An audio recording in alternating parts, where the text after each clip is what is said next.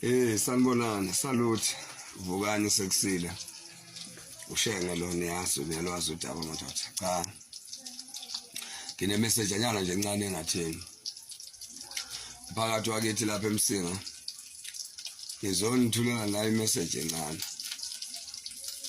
Uma ngabe sicabanga sabantu funa sikubonise emhlabeni nasenganeni zethu ukuthi siyacabanga. Nginiphathele lokhu ke. Umholi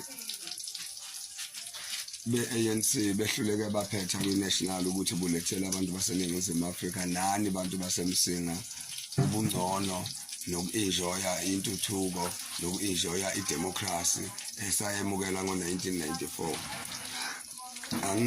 Angifuni ukungasho kini ukuthi sesibese emzabalazweni ukuthi silwele ukuthi abantu bakithi eMsinga kube khona izinto ezingcono abayithola kodwa kungenzeki ngoba singekho emandleni.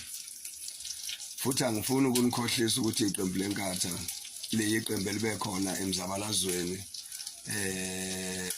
elosawuqala ngo-94 likhona emandleni kwisifundazwe saKwaZulu Natal.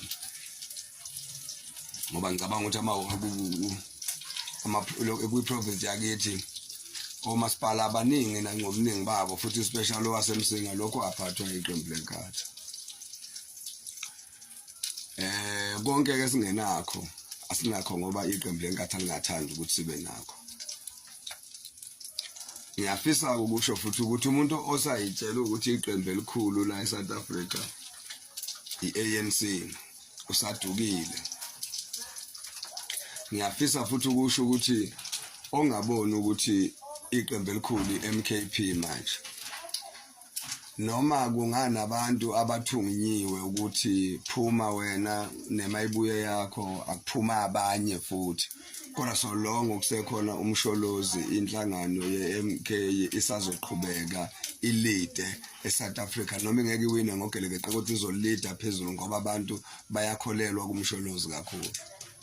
Ngithi ke kubantu bakini eMsinga yimi nani niyangazi kade ngaba sepolitikini ngilwa ngizama abangazi eduze kwami bayazi ukuthi ipolitiki ngenzani. Kube bengisemandleni ngathola amandla kancane ngabe ngahamba ngabafix up ngempilo zabo. Abaningi bayazi ukuthi bengeke kule qembu ade ngikilo bengeke ngikhiphe ngishiya imali makunezinto ezikhona emphakathini osondelene nami. Abaziyo futhi bebazi ukuthi iqembu ade ngikilo bengilenza ukuthi libukeke libonakale indawo zonke lezi zakithi endaweni engiyo. Ngingehlulwa yini uma ngabe sengiseqenjini elizongiprovide ngama resources ekuthenini ngikwazi ukunisiza nina abantu bakithi.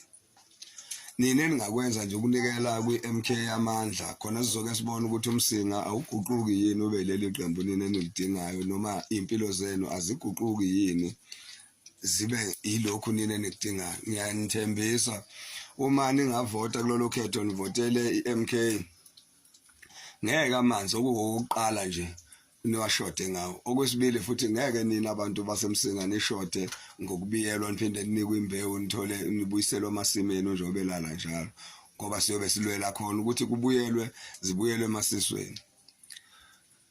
Ngineshoyo ukuthi sizokwazi ukwenza ngokukhululeka lokho ukuthi sikwazi ukunisiza. Izalukazi ekhona ekhaya engenabo abantu abayigadayo siyokwazi ukuthi ibhekeleleke ngokohlelo lukahulumeni lobeliholwa iqembu leMK. So ke ngizonxusa ukuthi njengoba kuzoba nokhetho nje asiyeke laba bantu abakhulumayo ngeMK ukuthi umongameli weMK umhlonishwa uZuma ngoba ubaba akaphatha 9 years. 9 years lo wayeseqenjini elinye lalinemigomo eminye MK nemigomo eminye ethe ukuhluka kakhulu kwi-ANC. Ngiyanethembisa asambeni sihambe siyamavoti siyofaka kwiMK yonke into enihlukumeza iminyaka engapheka 30 manje iyoshintsha kube ngalendlela enifuna ngayo. Ngiyabonga. Asivukeni ma South Africa.